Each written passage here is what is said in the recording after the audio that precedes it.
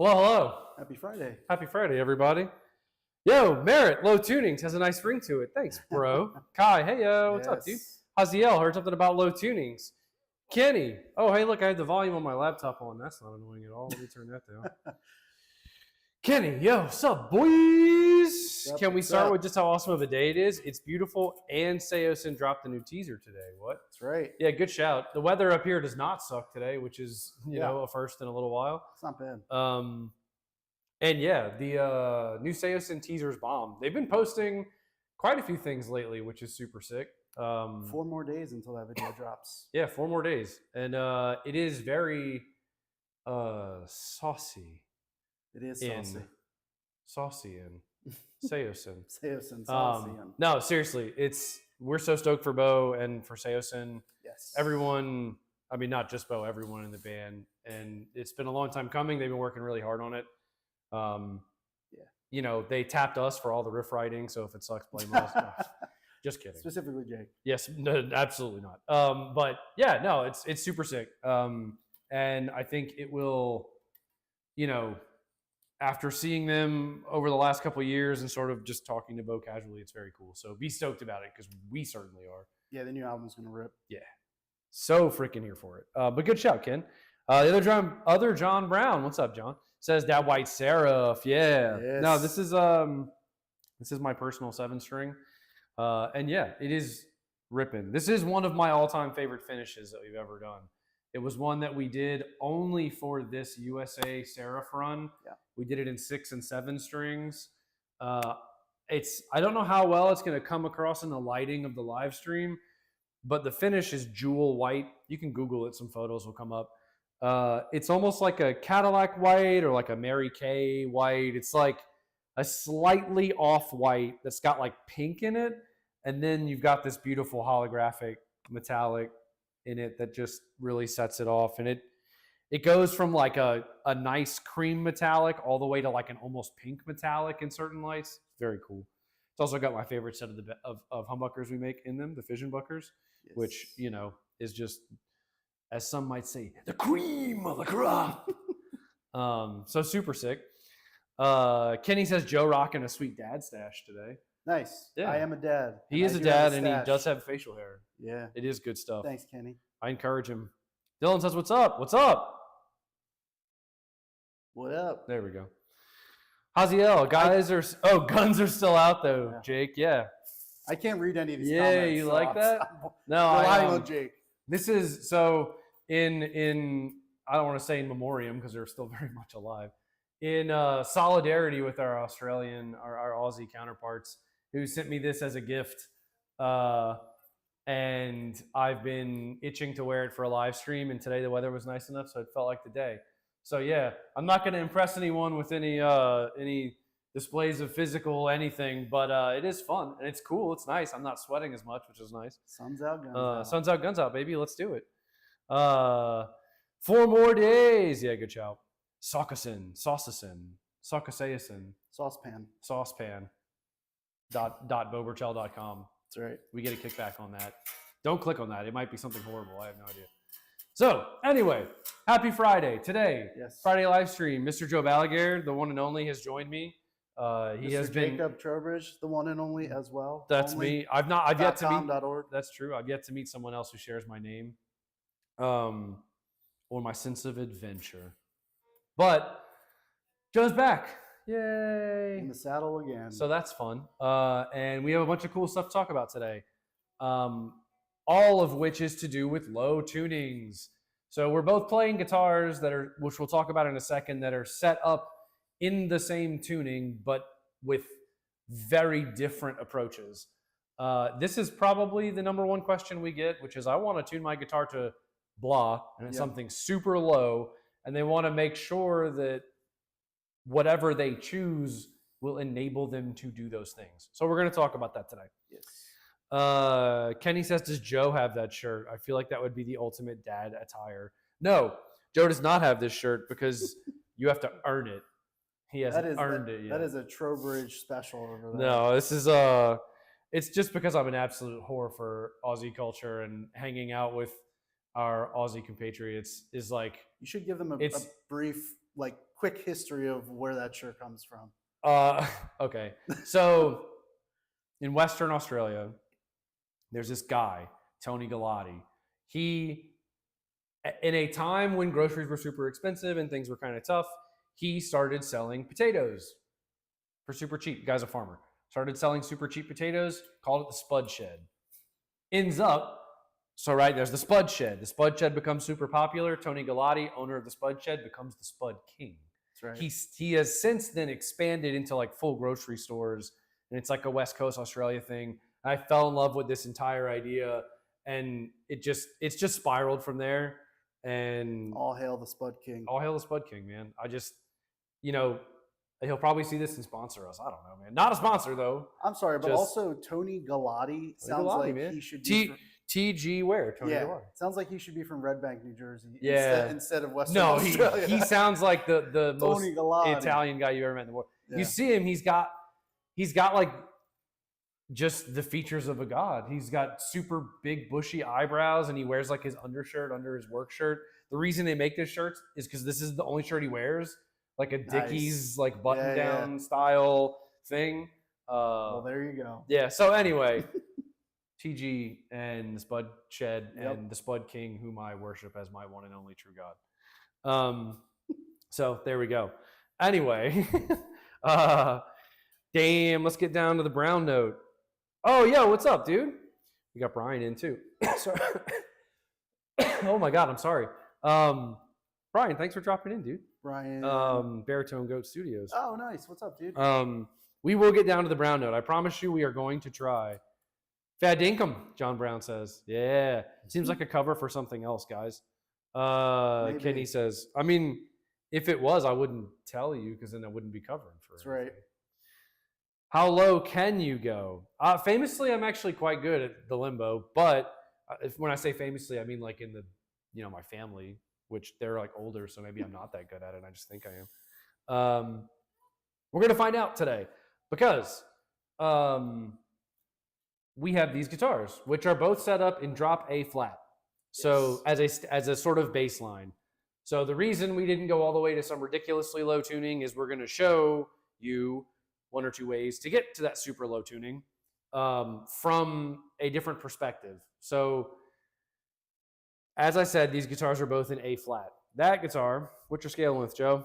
25 and a half. 25 and a half. Your normal scale length. Normal. Because we all just want to be normal. Your normal scale length. Yep. Right? So you're in drop A flat. That's pretty low for a 25 and a half inch scale guitar. Yes. So this has 13 to 68 on String gauges on it. String gauges. So because it is a shorter scale. Right. So the first thing we should probably talk about is tension, right? Yep. So when you tune super low on a normal scale guitar with normal strings, you end up with floppiness. The strings are crazy floppy. You don't get any tightness if you're trying to chug or anything like that. You lose control of the guitar. The way you get tension back is putting heavier strings on the guitar. Yep. And this has 13 to 68s on it. So, when you start getting up to that sort of range of string, like that big a string, you will notice a lot of changes. The sound gets thicker, maybe woofier. Of course, if you're not balanced, it's going to be difficult to play. But there are lots of great resources out there, whether it's tension calculators or, different. Shout out to Stringjoy and Evertune and Kalium, all people who have string calculators. But why don't you talk about why this would suck to play with normal strings on it in drop A flat versus why it doesn't suck to play in drop A flat with heavy strings on it, and what you had to do to make it work in that tuning with the heavier strings. Yeah. Pitfalls and solutions. I think the two biggest pitfalls for not really bringing the guitar up to proper tension in the tuning that you're playing in is one, the strings are going to feel incredibly loose and they're not going to intonate correctly.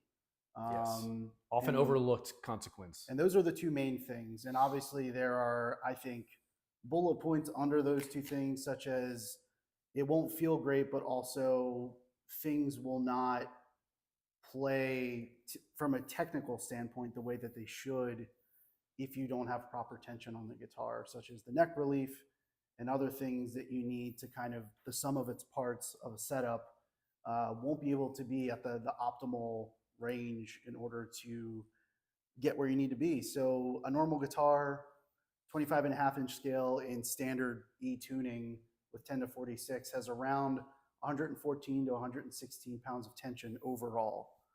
So if you're starting from that jumping off point on a string calculator and you're looking at, okay, I have a 25.5-inch scale guitar, but I want to have a similar tension to how a 10 to 46 set feels in E standard, try and match those gauges in relation to the pounds per string to get to that total at the bottom. Yes. And that is an approach that we take pretty frequently when we're putting together custom sets for people that don't give us a specific set to go off of if they want a super low tuning, yes, or something out of the ordinary. So that's why we did 13 to 68 on this, because it really does feel great.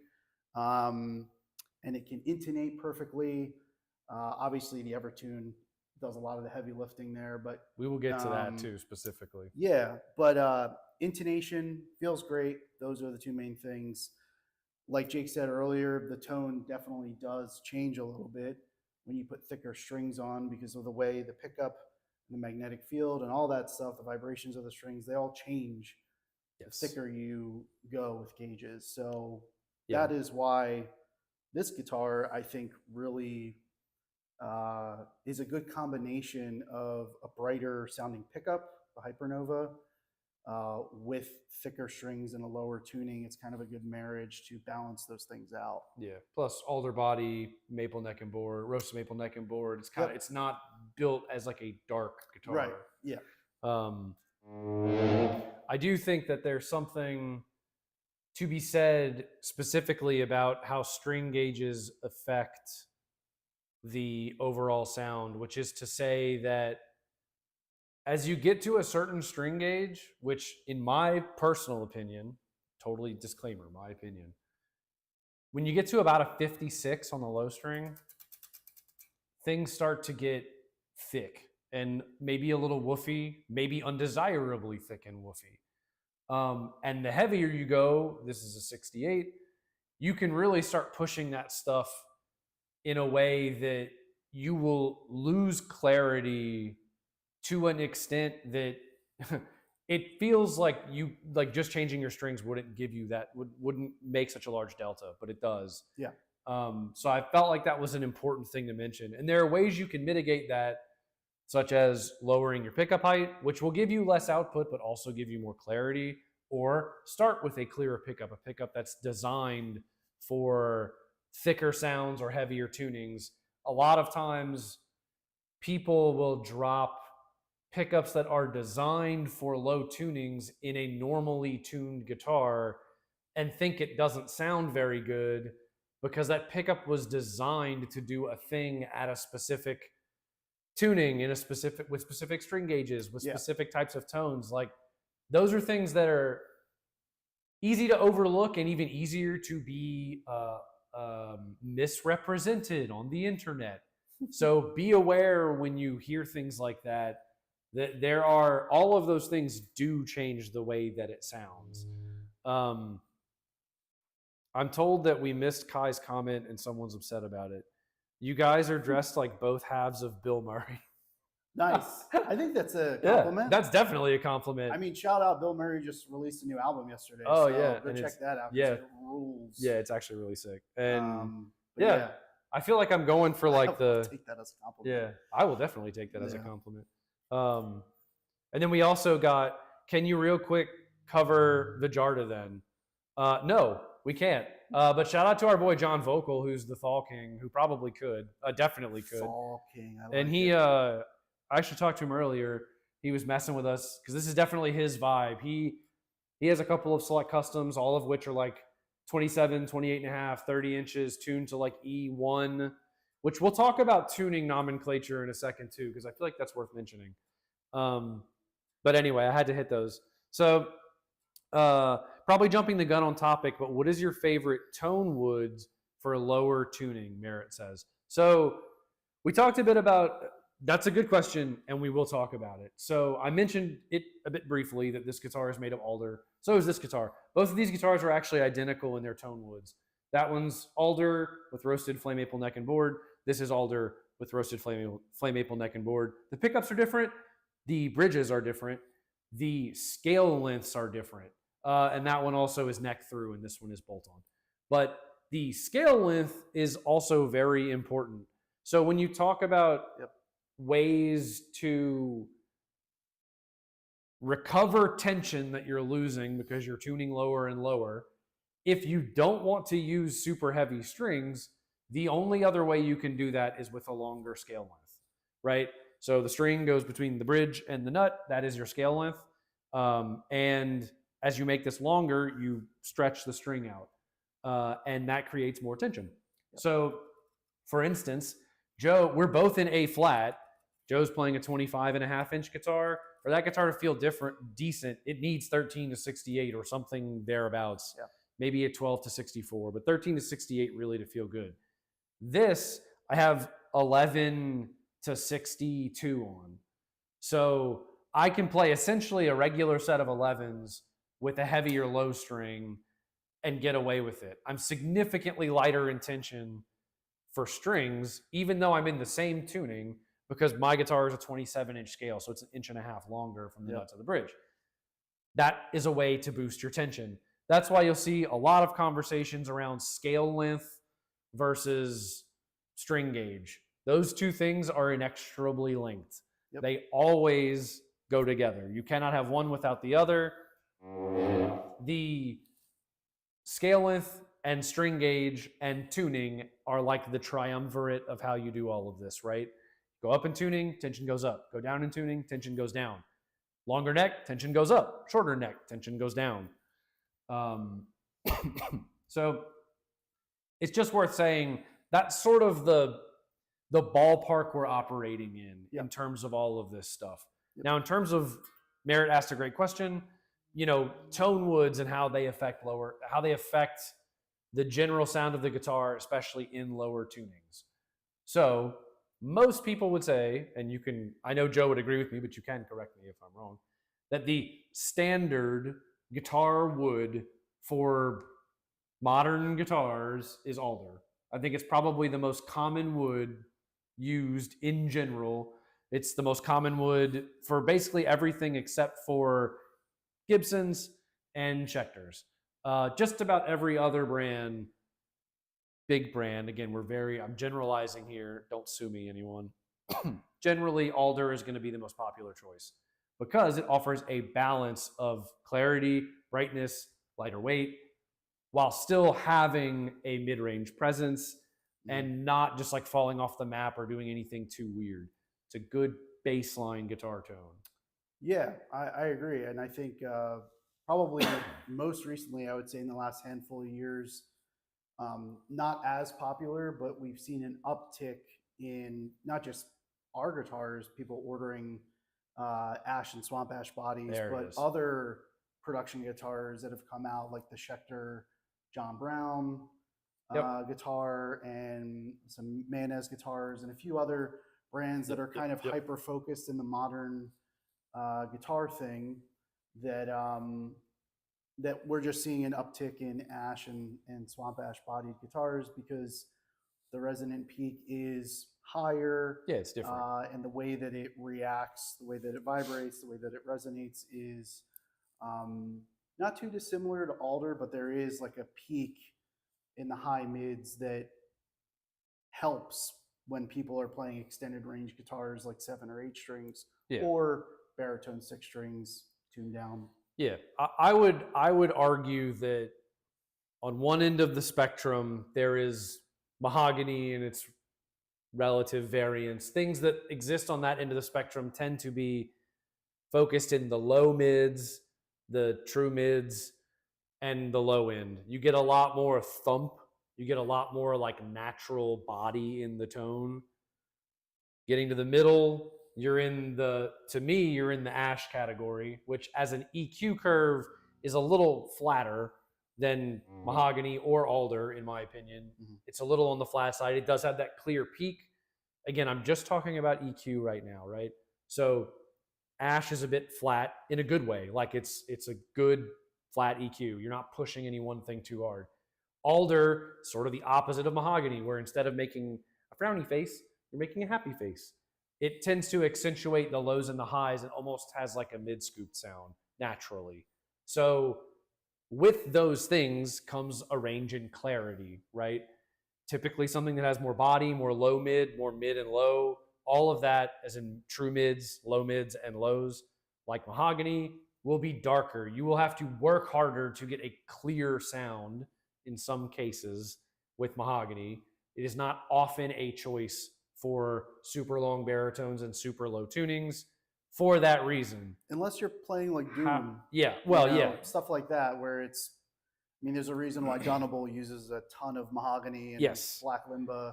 This all comes with massive disclaimers, right? Yeah. We're generalizing here. Also, if you're Devin Scheidecker and you don't care, you can play an F sharp and drop F sharp or whatever with a Mahogany body guitar. And because your amp tone is so tight, it doesn't matter. Yeah. We'll get to that in a second. But Alder being on the opposite end where it's sort of fat in a different way because you're pulling a lot of the mids out. And then Ash in the middle, I would argue that Ash has the most clarity, even if the EQ is flatter, like even if it might not have the high end of Alder sometimes, it has additional clarity. I don't know if that's, how everyone would describe it, but to my ear, it sort of sits in the middle where Mahogany is very thick, very low as a foundation. Alder is on the brighter side, more mid-scooped, and Ash sits in the middle where it's kind of a flat EQ, but that boosted clarity, you get the boosted clarity of Alder without the maybe perceived downsides if that's not what you're going for. My answer for super low tunings would be Ash. If I'm having to pick one, because I think it offers the best of all worlds, in my opinion, at super low tunings. The downside is I think when you start to get into normal tunings, I don't think it sounds as good. I tend to prefer Mahogany because it adds that low end. For sure. But, let us know what you think. I'd be curious what everyone else thinks because, that's one of those things that it's totally personal preference. There's no right answer. I think you could be, like I said, you could be Devin Scheidecker and playing in the Acacia strain and drop F and absolutely brutalizing people with tone. And you might want Mahogany because it gives you that like sledgehammer power, right, that if you've got a boosted Mesa that's super tight and super clear and you're pairing that against a super fat guitar sound, you get this balance of like absolute crushing just wall of sound kind of thing. Well, I think it's also worth saying that Devin uses his signature DS7 for the A flat songs. Yes. And for which is a 7-string with a Mahogany body. Yep. And for the F sharp or drop F songs, he uses a older Diablo 7-string baritone production guitar, which has an Ash body. It does have an Ash body. It's also 27-inch scale. Yep. Whereas DS7 is 26.5. So for the super low stuff, he's going slightly more baritone, slightly brighter body. Yep. It's also got Hypernova pickups in it instead of his cauterizers. So he corrected me last night. We just saw them earlier this week. That's why he's fresh. Or not last night, the other He's day. also amazing. Shout out to Devin. Hell yeah. He just, for like right before that tour, he just put in Nazgul blades. There were Nazgul blades in it. Wow. So when we saw them, that's where that clarity was. Yeah. Okay. He just signed with Seymour Duncan. So yeah, shout out to Seymour Duncan and to him. I don't know if the cat's out of the bag yet with Devin and them. But, don't tell anybody. You're all sworn to secrecy. But all of his guitars now have the Nazgul blades. We're going to send the Inquisition after you to disappear you. I'm totally kidding. Maybe I shouldn't make that joke in the current state of affairs. My bad. But yeah, shirt. Yeah, I'm feeling it, brother. But you get the idea. So, different tone woods accentuate different resonant peaks. Yeah. Different levels of clarity, depending on how you combine everything. As we always say, it's the sum of its parts, right? I mean, all of these things add up to something. Your pickups, your tone woods, your string choice, your tuning, your amp, or amp model, however you decide to do it, which by the way, we're playing through the Quad Cortex today. Shout out. And we're going to talk more about that in a minute too. Dylan says, for me, having higher string gauges for lower tunings just sounds better. Longer scale lengths to compensate for smaller strings just leaves a brighter tone overall, even in drop tunings. Yeah, that's fair. I mean, to not prove that point, but to talk about that point, like Joe and I will both play a riff on our low string, right? So I am playing a 7-string, but my 7th string is a 62. His is a 68. Mm-hmm. So his string is much thicker. We do have different pickups, but the rest of the guitar is the same. So let's just do like a little thing. We'll do a chug and then maybe play some single notes just so you can hear the difference in like string gauge from a lighter string to a heavier string. Okay.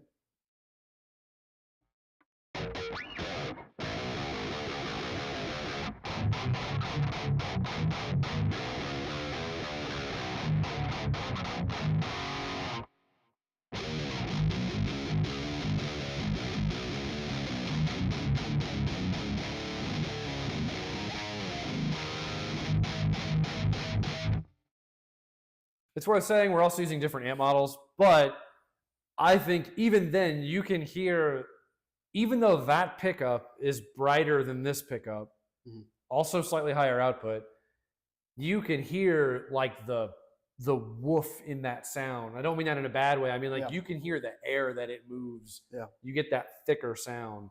And I think especially when you play the single note stuff, this tends to like zip a little more, where that has more of that like sag to it in a good way, which I think when you play those kinds of riffs, we'll do it one more time, just doing single note stuff. But I think that there's something, especially when you bend notes, that people like to hear from a thicker string. That gives it that like, whoa, that bloom. Yeah.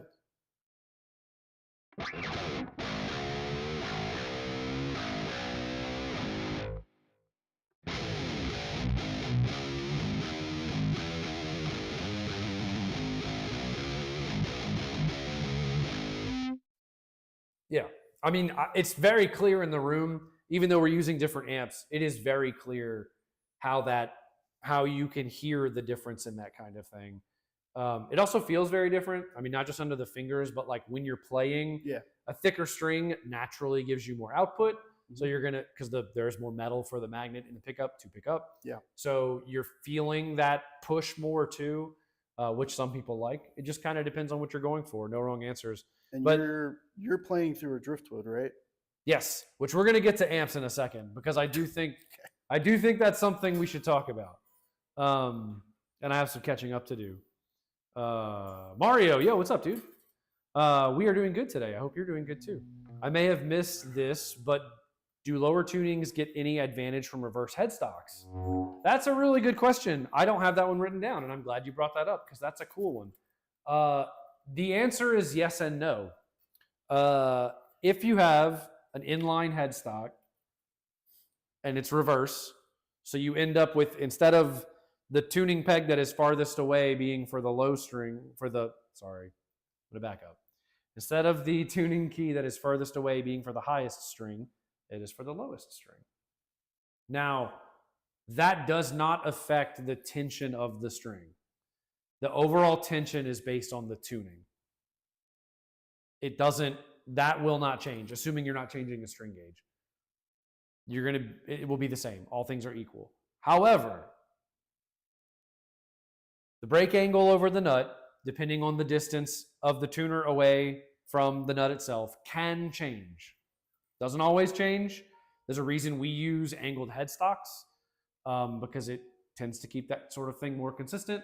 It's also a reason why we use locking tuners, because all of the strings enter the post at the same location in the middle of the post. It means you don't get this weird thing where you have strings wrapped up and down the post and break angling at different angles.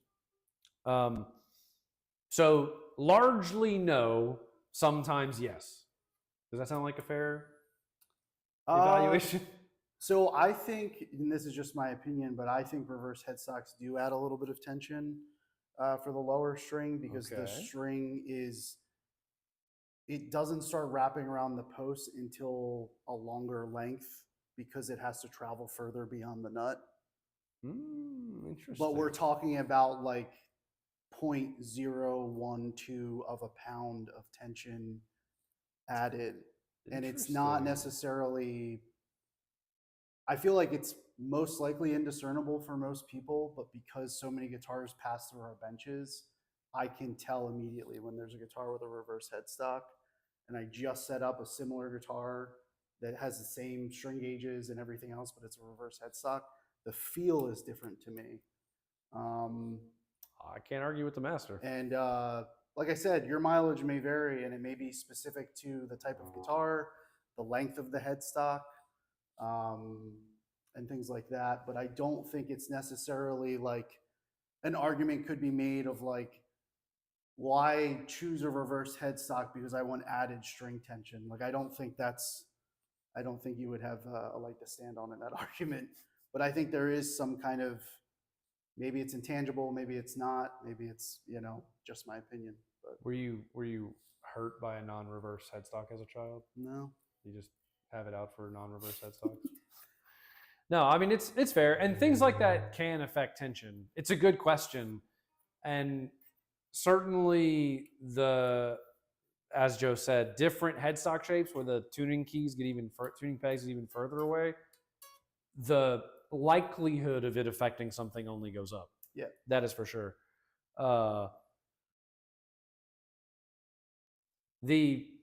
However, I think Sir Isaac Newton may have something to say about that.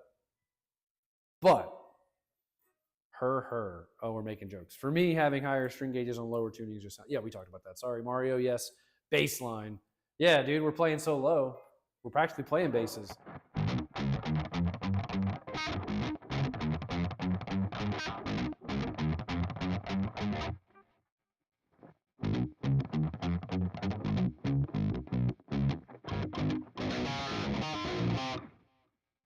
Anyway, nice. Kai says I match all my tensions to a set of 10s at 25.5 inch in E unless I'm using an Evertune, then I match it to 9s instead.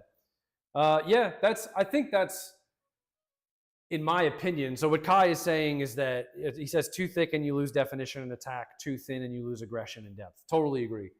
I think if anyone was like, where do I start with this? Maybe that's a question we should address. Where do I start with this?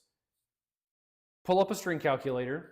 So go to like Stringjoy, the string making company. They have a tension calculator on their website where you can choose your scale length, you can choose what note each string is tuned to, and you can choose the string gauge. So you can play with the interaction between those three things. Yep. And you can pull up two tabs, one that has the tension of a standard 10 to 46 or 48 set in E standard, and you can compare it as you make changes on the non-control side. Yeah. And what you'll see is that if you're looking to mimic the tension of a standard guitar, again, tuning goes down, string gauge goes up, or scale length goes up, or both go up. It's just how you have to balance it out. Personally, once you experiment with everything, you will find your like subjective center. For me, sort of like I was saying earlier, once you start to get to like a 56-ish in the lows without compensating anywhere else, it starts to get a little too woofy for me. So typically, once I get that low, like for instance on this guitar or lots of other guitars, I compensate, which is usually done with amp tone, which is how sort of like one of the other factors here is having a guitar, even if you're tuned super low with a solid scale and your gauges are good, your pickups, you're happy with everything, and then you play through an amp that isn't set up for that sort of tone, you might have a bad time. Yeah. Now, if you're going for that, Joe brought up Doom earlier, or the types of genres where like clarity isn't a focus typically, you can do whatever you want. Again, there are no rules. This is all just subjective. But for instance, everyone who's ever been on a live stream knows that I play most of these live streams on my JP2C captures because I think they're the best sounding thing since sliced bread for high gain tones. However, One of my other favorite high gain tones is a driftwood. Especially when it's boosted, it gets way tighter for the way that compared to the way that I set up a Mark amp. So that allows me to compensate for any like thicker strings or anything like that with a tighter amp tone. I'll go back and forth so you can hear the difference real quick. You'll hear what I mean. I'll play the Mark amp first, then I'll play the driftwood, and you'll hear the boost in clarity. And that that is another way to compensate for these things.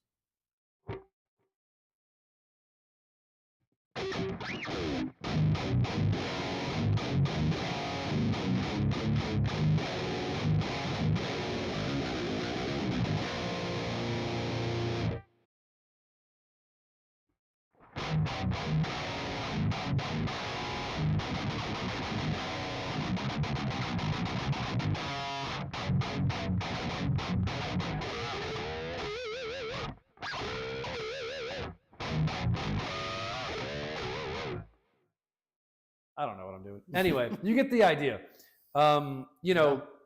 Again, all things contribute to the final product, right? Yes. As you're tuning lower, things are going to get thicker. When they get thicker, you're going to have to compensate. That could be more tension with a scale length. It could be different string gauges. It could be different amp tones. And it's worth saying that all of that stuff interplays. Yeah, for sure. There is one other way to do this that is commonly used. That is pitch shifting. Oh, yeah. So, hey, look, a bug. So, a stink bug. So, pitch shift hopefully doesn't stink us out. I think you have to squish them, which I don't feel like doing because, all life. All non-venomous life. The pitch shifting idea, a lot of bands will have songs on rails that pitch shift for them. But in a more manual context, you think of things like a Digitech drop pedal. Yeah.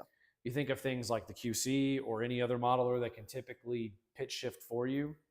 And what that allows you to do is take a guitar that has normal strings on it in a normal tuning and digitally shift it down in pitch. So, for example, if you want to play in drop C1, which... Mike Stringer. Yeah, Mike Stringer, shout out. And you don't want to have the guitar tuned to drop C1, maybe you tune it to drop E1, and then you hit those extra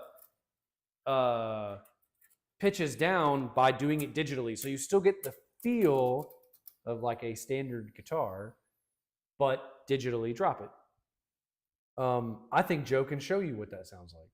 Yeah, and before I do that, also speaking of pitch shifting, shout out to Merritt because he has a lot of really cool. Oh yeah, good shout. Reels on Instagram where he does a series of playing Meshuggah riffs and then he pitches them down with a pitch shifter. Yeah, go check it out, super fun. But so quickly, I am playing through a Diesel Mark III, Diesel Herbert Mark III amp and a Mesa 4x12 IR, nothing else, just no boost or anything like that, just the amp. So I'm going to play the high gain tone in A flat, and then I'm going to pitch down.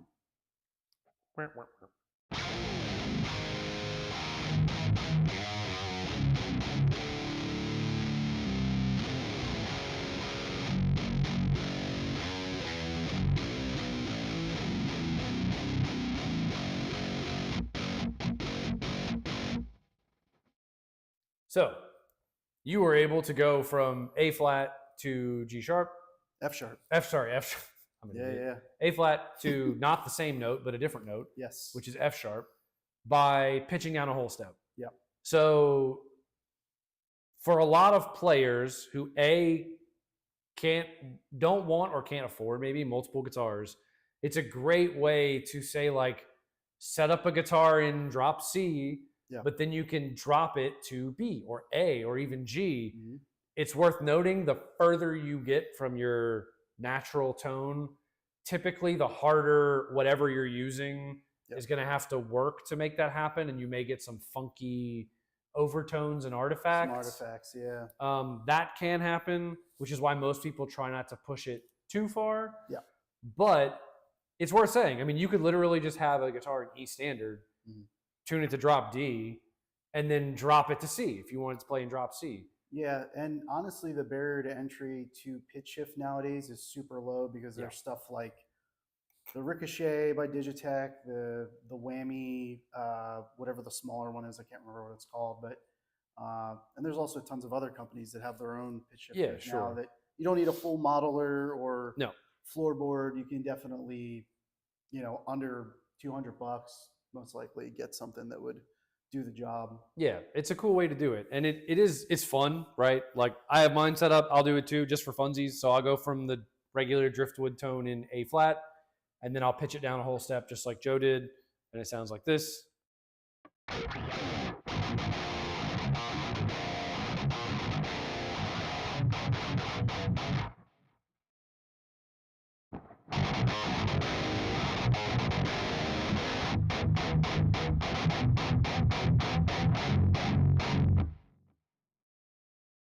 Sounded like that second preset was a little louder. I don't know what's up with that, but heads up. So that was just the volume change. That was not the pitch shifter. But you can hear going lower, even with heavier strings and already in a fairly low tuning, it will allow you to push that. Yeah. A lot of guys that we have talked to will tune to something, if they want to go super low, they'll tune to something like below A. So G, F, or even all the way to E. And then if they want to go lower than that, they'll pitch down from there. Because typically, once you start going below E1, physically, the guitar, even at like a 30-inch scale, like bass 6 scale, full baritone, you're having to either use incredibly thick strings that is not very comfortable and is difficult to set up, or it just like doesn't sound good anymore because you're not able to get, and I don't mean that from a standpoint of like subjective sound. I mean like it just isn't doing what you want it to do, and you can't force it to at that point because you're already kind of far outside the box. And I think there's something to be said too that I know you said we were talking about it at some point, but to kind of find the middle ground, if you do have a guitar with an Evertune and you are going super low, Evertune. that will help the intonation and the string arcing, meaning if you're hitting the string super hard, there's an arc that happens with the vibration of the string that makes it sound out of tune, and then it returns to in tune. With the Evertune, that defeats that arcing. It's compensated for. You can play super hard when you're tracking rhythm guitar, and you won't get that weird pitch warble. And we just sent out a guitar to Mike Stringer from Spirit Box in drop C1 with a 30-inch scale with an Evertune, and it has a 90 at the bottom. It's like a 90 to a 17 set, something like that, in CGC FAD, but down an octave from normal drop C. And it sounds clear, and it feels good. And it feels good, but that is like the limit. You know what I mean? It's worth saying two important things. One, that's why Evertune is so popular with a lot of people who tune that low, is exactly what Joe just described. It can prevent the arcing that forces a note sharp when you hit it. Though the looser your strings are, the easier it is to force that note to go sharp. So you can see then why it has become such a big, such a fixture in those types of genres of music. The second thing is an Evertune on a good day might take an 84 or an 85. Typically, 80 is the safe note, right? The safe gauge, where you're almost guaranteed, you are guaranteed essentially to get an 80 gauge string through an Evertune. You might get an 84, you might get an 85, depending on the thickness of the finish on the frickin' module. Like, you'll be pushing it. To get Mike Stringer's guitar set up that way, or any guitar that needs heavier strings like that, you have to physically modify the module of the Evertune, which voids your warranty. Evertune doesn't want you to do it. Do it only if you feel like you have to. It's worth saying that if you just don't use an Evertune, you can just put a heavier string on it. It's much easier to modify. Or if you want to play a 90 or a 95 or a 100 gauge string, you can get away with that easier. That being said, again, at that point, you're already pushing it so hard that like really most people are happy to sit around a 90, 95 to top out, which you can modify in Evertune to do. Just be aware, like I said, Evertune doesn't encourage it. Frankly, neither do we unless you know what you're doing, because you're just going to ruin a good module. But it is doable. And if it's what you want, you should try it. There are some tutorials on YouTube and stuff and around that are pretty good. But it is something worth noting. Use a drill press and take your time. Yeah, just be gentle and you'll be fine. Brian says, I think Lundgren designed their pickups for thick ass strings. Yeah, they did. That's why Lundgren's, a lot of people who put like so the original big pickup that blew up, the M8, which is the Meshuggah pickup for 8-string guitars. If you go to from an M8 to an M7 and from an M7 to an M6, the only thing that changes is the string gauge, string count, but that's not true.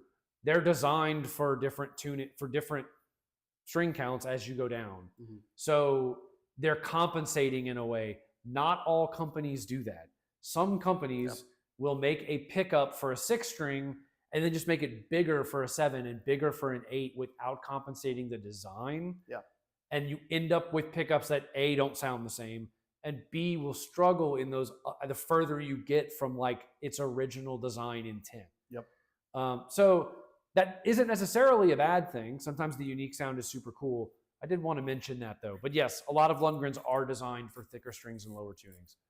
Haziel says 2.5-inch, 12 to 60 for B flat is my limit. Yeah, that's a pretty good, I mean, that's a good place to be. That's a good tension, a good string gauge, a good tuning. That's a great example of like where you would want to sit. Metzger says Fortin 33 with E standard RIP. Yeah, rip, big time. Fortin 33, if you're not familiar with it, is a boost pedal. It's the one that Meshuggah used.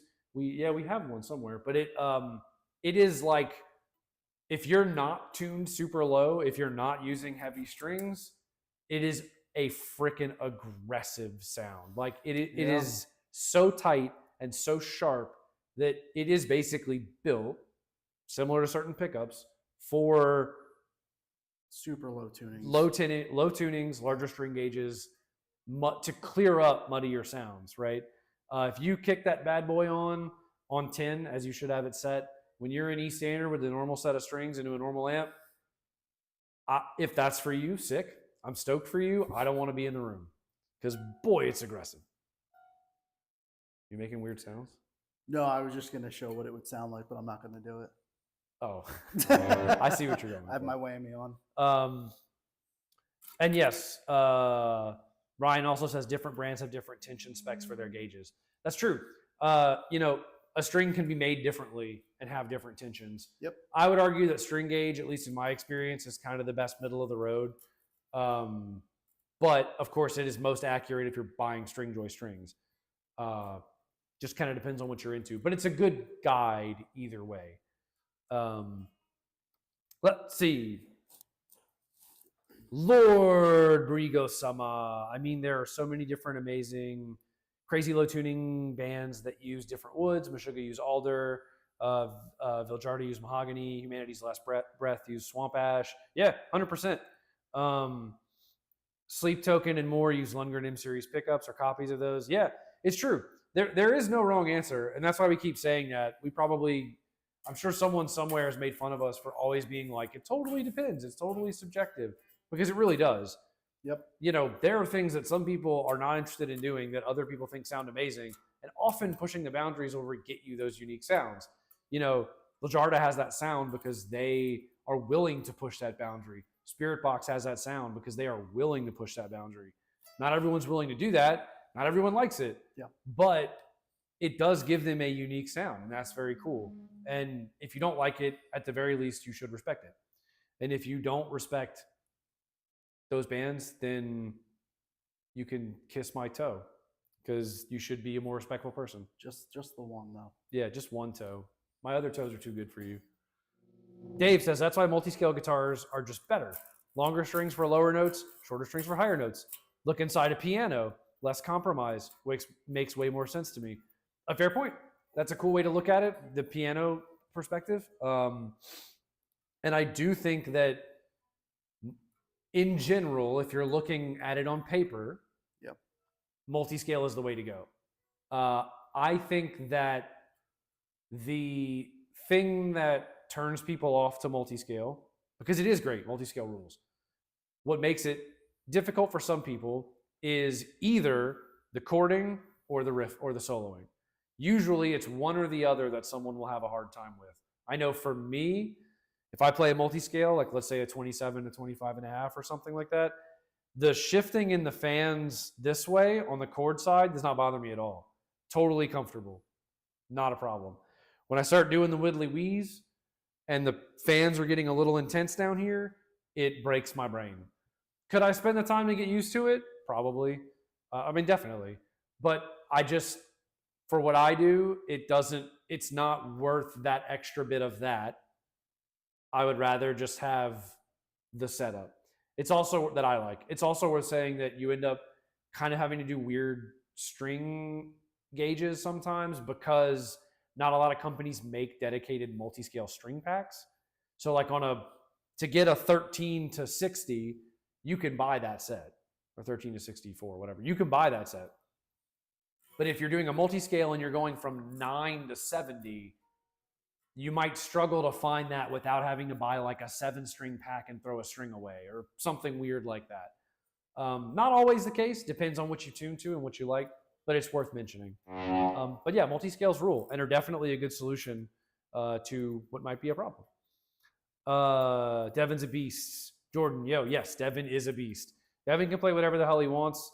And if I argued with him, he'd have, he could just kill me. So I guess there's that. Is that Jordan Gale? No. Oh. Maybe. Sorry, I coughed into my mic there. Sorry about that, guys. Woo! It is Ann Jordan. Hi, Ann Jordan. Hi, Ann Jordan. Metzger, I'm reading your name. Merritt also says, Ash is my favorite for low tunings. Mahogany is good, but I need more extreme pickups to make it as clear. Yep. For sure. That's true. A lot of people, like we said earlier, if they want the power of mahogany and the natural warmth as a foundation, will use brighter pickups, thinner strings, clearer amps.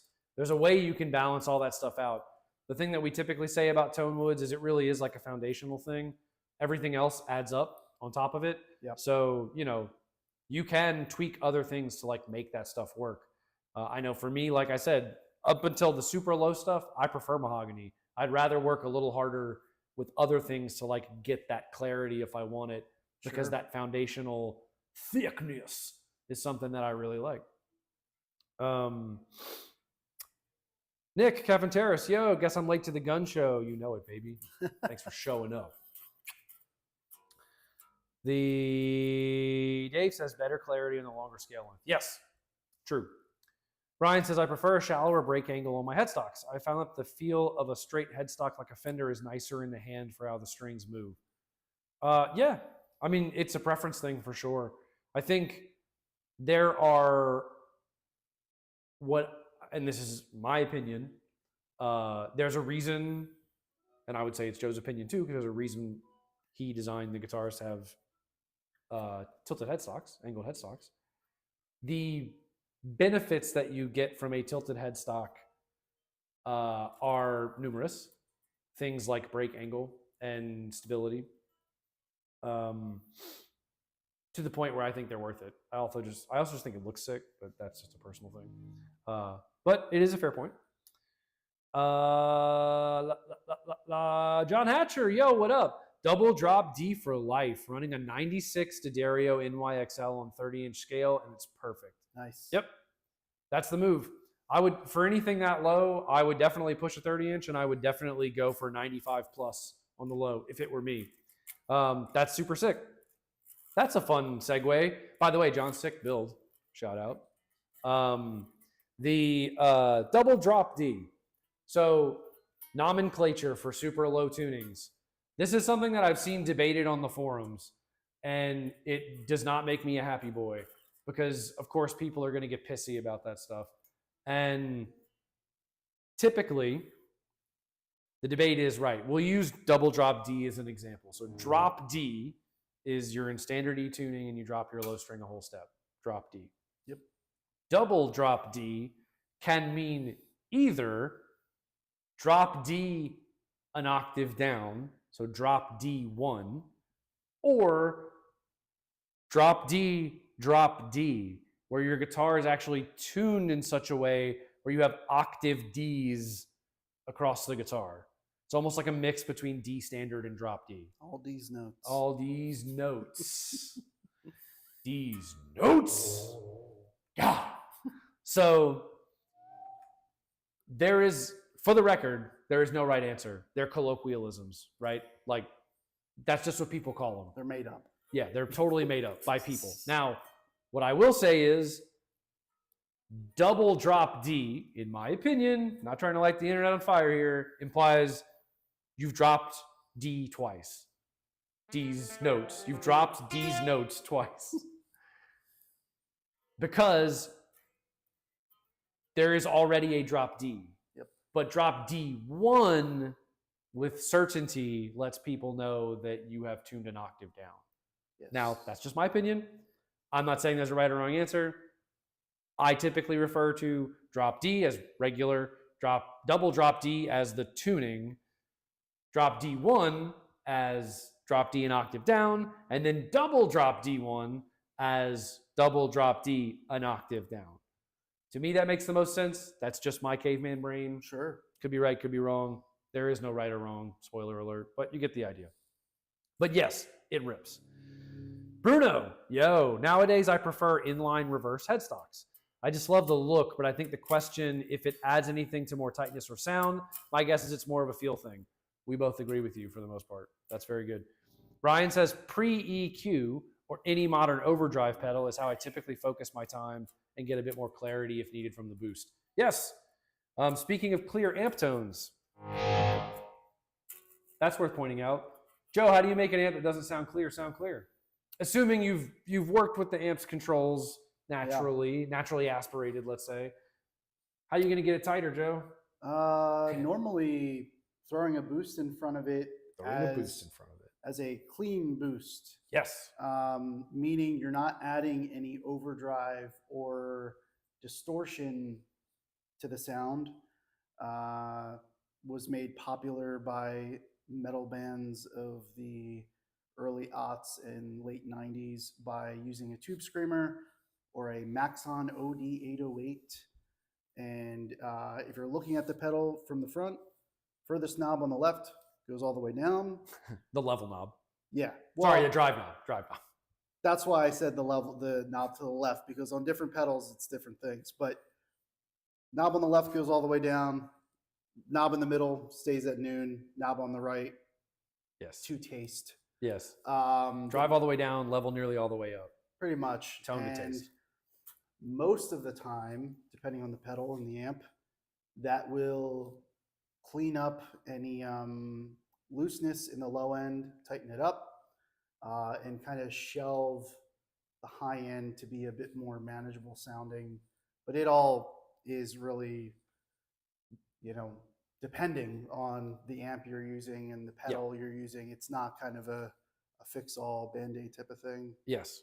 But that's one way. Yeah, and that is sort of the amp way, right? Like if you're going low and you find that your tone's getting super muddy, boosting your amp would be a way to get clarity. Boosting an amp is often not about adding gain, I guess is the point that I really wanted to touch on. Sure. It's about adding clarity, removing low end, removing super high end, focusing the mids, and giving you just a clearer tone. Now, the bonus is you get a bit more level, which does give you a bit of a push in gain. Yep. So take the gain on your amp, turn it down a little bit, boost it with a pedal, see how D's notes feel then. That's right. They'll jump out at you. They'll jump right out at you. Give you that. Tube Screamer, Maxon OD808. There's also a ton of drives out there that I feel like are sleeper clean boosts. They don't normally are marketed that way. True. True. We've seen quite a few come through the shop that we've tried that way and have been surprised. We have. I think it's tough to beat ye olde Tube Screamer, but I do the spooky vibes. Night Terror is probably my current favorite for like legit modern boost. Yeah, it's an incredible pedal. Super good. You famously like a Klon as a boost or a Klon type pedal. Yeah, it hasn't been. I haven't felt that way my whole life, but in the last like couple years, I've been messing around with that, and I recently, in the last year, got a Walrus Audio Voyager, which is kind of their take on a Klon type pedal, but it has a bit more going on. There's like a additional mid bump you can add to or mid scoop. Or mid scoop, but it's an additional mid function you can also throw into the signal. So that sounded really great, boosting the JCM 800. And yeah, it just depends. You got to kind of mess around with different pedals, different amps, and Yeah, there's also other ways. There's the tried and true boogie way where you turn on a graphic EQ and the amp completely changes in frequencies. Instead of boosting the front end of the amp, you can put an EQ in the effects loop of the amp. Yep. Which is like the Mesa move, right? That's the graphic EQ on a Mesa is a post EQ. Yep. So what that allows you to do is dramatically sculpt the EQ. Yeah. An EQ in front of the amp, think of it like a boost pedal almost. An EQ in the effects loop after the preamp, but before the power amp, will give you everything does a lot more, which is why if you're not familiar with Mark amps, a lot of people struggle to get them to sound good because when you turn that EQ on and you start playing with things, it can sound really bad because they're very extreme controls. But once you've, what's the word I'm looking for? Once you've extracted all of the mineral knowledge, delved deep into the minds of Mesa. Yeah, it's Friday, guys. You will have recovered the tones of all tones. Like the MXR graphic EQ pedal, like that's a perfect example. You could throw that 10 band especially, so good. Throw that into the loop of your amp, and it's going to completely change that thing. Merritt says, "Thanks for the shout out. You bet, dude. Your YouTube channel rules, and you're a sick player." I actually jumped from the 7th string tuned to F to the 8th string tuned to C using a 95. I recommend pitch shifting instead. 95 is a thick boy. Yeah. We experience that stuff in the shop. We know how to set it up, know what it does, but I don't want to put Joe's in words mouth. Flipping heck, man. I don't want to put words in Joe's mouth, but neither of us are that. We typically, something like a 13 to 68 is about as heavy as we go, and then we'll pitch down further if we need to. Not a fan of pitch shifting, John Hatcher says. Got a jet. Love you guys so much. Love you too, dude. Thanks for hanging out. Take care. And that's fair. Personally, I think if you can avoid pitch shifting, it's probably worth it just because you get the true sound of the guitar. Yeah. But it's not a wrong answer, and there's definitely nothing wrong with pitch shifting. I think this is another stream topic to delve into at some point, but I think it's also worth saying that playing a 7-string like Jake is in the same tuning that I'm playing in on a 6-string with thicker strings, you also have to think about the dynamics that you would get out of a guitar that has more strings. Like your highest note that you can play on your, 24th fret on your high E string is going to feel way different than the highest note I can play on my 24th fret on my highest string. Yeah. So when you're writing riffs or you're just, writing music in general, that is also something to think about beyond just scale length and strings is, string gauges, should I say, is adding an extra string or 2 extra strings. Yeah. There's a lot more that opens up for you in that regard. Yeah, it's an interesting one, and we've done live streams on it before of like 7-string versus 6-string baritone and stuff like that. So go check those out. But it is like a personal preference thing. For me, for my brain, I love a 7. I think they sound great. I gravitate to the 6 because to me, especially as someone with not very big hands, the 7 can feel a bit cumbersome if you start to do complex shapes for me personally. So if I can do the same thing on a 6, I typically do it on a 6. That being said, I prefer the way a 7-string feels when I'm widdly-weeing because it feels more like a normal guitar to me versus a baritone 6 with heavier gauges, or any 6 with heavier gauges rather than a 7, because I end up having to make the whole gauge set heavier. And then it's like I'm soloing on a 13, even if the tension is the same as an 11, the string is just so much bigger that it feels weird to riff on to me. Plus, you just have more notes available to you because that's true. Technically, 24 of them. Almost said 25. You just drop a flat on a 7 string, you just technically have more high notes available to you. That's true. I do have more of the things. I have a 24 more notes, which means I'm better. 24 more notes. Yes, I'm better. I'm better than him. I'm better than you. If you don't have a 7 string, and if you have an 8 string, you're better than me. It's just the way of the world. No, it is not the way of the world, and it's totally personal preference. But it is a fair point. Pre or post boost, that's a fun one. Yes, you can play with putting the boost in the back of the amp as well. Also a fun one. Yo, Stephen Ward, how's everyone doing today? What's up, dude? Doing good, man. Thanks for dropping in. Good to hear from you. Hope you're doing well. Brian says boost also adds compression. That's true. King in Yellow, Direwolf, and the Devil. Yes, all very sick pedals. Direwolf, shout out to Jordan Gale, Highwind. The Direwolf is an absolute monster pedal. Shout out to the new signature pedal that they just did with Devin Scheidecker. Who's coming up again in this stream. That's right. Holy Moonlight. The Holy Moonlight. I cannot wait to get my hands on one of those things. Super sick. Brian also says Fluff's new warm audio drive pedal is really nice. Yeah, Fluff Drive. The Fluff Drive. Yeah, I haven't, of course, Joe's known Fluff for a very long time. Early Balaguer artist. Super nice guy. And I haven't played it yet. But it seems like, essentially he took the base sort of TS thing and then just added all the cool things that he thought it should have. Yeah, it's sick. And it's sick. So I would like to play it.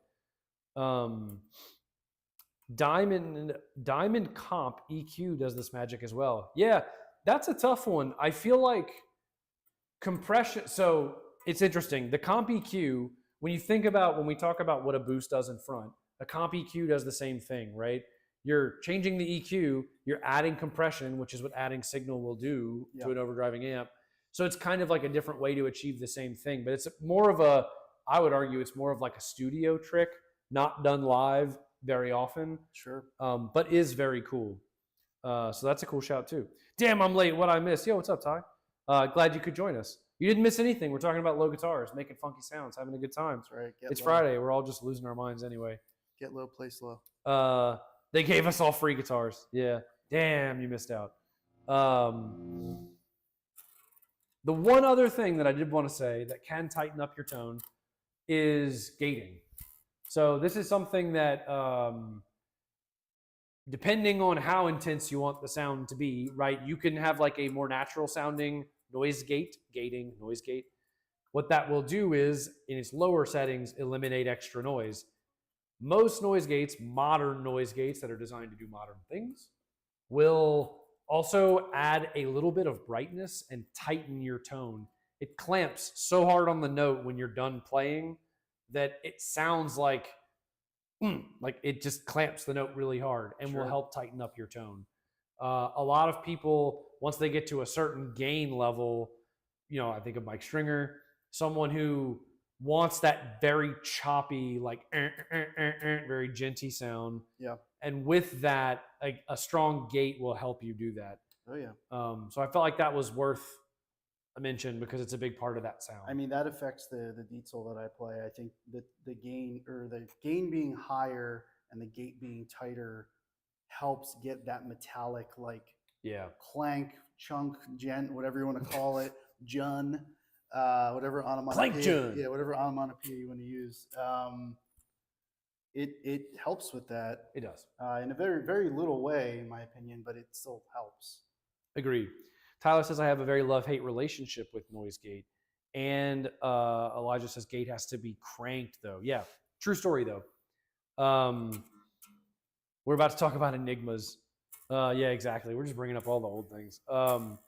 Yeah, the noise gate thing is tough. I know for me personally, I struggle with it. I don't really like what it does when I'm playing. I like to hear it. The people who do it well, it sounds great. It just makes me feel weird when I'm playing, and especially when I'm doing lead stuff. It's not that it shuts the note off or anything. It just like feels weird to me. You don't want to be gate kept. I don't want to be gate kept. Gatekeeping sucks. Don't do it in anything ever. Right. Nerddom's music. Don't be a gatekeeping. Don't be a gatekeeping loser. But that bit of noise gate does help just to eliminate extra noise and tighten things up a bit. Joe, have I missed anything? Have we missed anything? I don't think so. I think we covered a lot of ground, and I think you know, as the guitar evolves, I'm sure scale lengths and string gauges and all that will evolve with it, because if you rewind time 15, 20 years ago, a lot of what we're talking about was just in the early stages of becoming a thing. Yes. With the emergence of the 7-string guitar via Ibanez and some jazz players and stuff like that, but mainly we're talking modern music, Ibanez. Shout out to Steve Vai. And yeah, Steve Vai, Korn, all those guys. That's when I feel like heavier gauge strings and just extended scales and things like that really started. And now, fast forward, it's like almost every guitar company out there is doing something that, you know, is aligning with what we're talking about. Yep. Which is pretty cool. Yep. And I think it's only going to expand from here. And yeah, it's fun. I agree. It is fun. If you have the inclination, regardless of what kind of guitar you have, even if it's like a regular 25.5-inch, just like a Strat or a Tele, it doesn't have to be a metal guitar. You should try it. Buy a super heavy set of gauges and slap them on there and tune super low. You might find yourself inspired. It's worth noting, you'll want to tweak the setup of your guitar when you do that, because the tension will probably change. You'll probably need to adjust the relief. And you'll definitely need to adjust your intonation. But even just to try it, if you don't do those things, it is fun. And if you find yourself inspired, you know, eventually get a second guitar that you can do that, or pitch shift it. Buy a Digitech drop or something, or find it if you've already got a modeler, or if you've got plugins. A lot of plugins allow you to pitch shift. Oh yeah. You know, all of that stuff.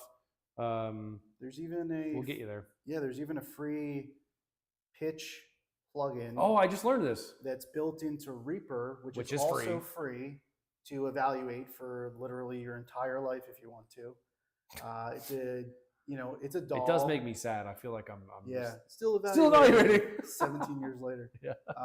I do have the full version of Reaper at my house, but at the shop we definitely evaluate every time we use it. Yes. We're great at evaluating. Yeah, but no, there's a built-in pitch shifter in Reaper, which you could actually record a riff and pitch it down with that after the fact too, if you want to hear it in real time and turn it on and off and kind of see if you should tune down or not. Yeah, it's kind of cool. It is cool. And Brian, leaving us on what I think will be a positive, excellent note before we jam out, is buy a Balaguer baritone and just be happy. Hell yeah. Can't argue with that. Can't argue with that. And I'm glad you're enjoying yours too, dude. So with that, we talked about tension, string tension, talked about tuning, talked about scale length, talked about pitch shifting, talked about tight amp tones and gates and all the things that sort of come together, and tone woods, all the things that combine to give you, you know, a tone worthy of the God Emperor. That's right. So I think at this point, it's time that we offer up our riffs to the riff god and, you know, get on with our lives of riff.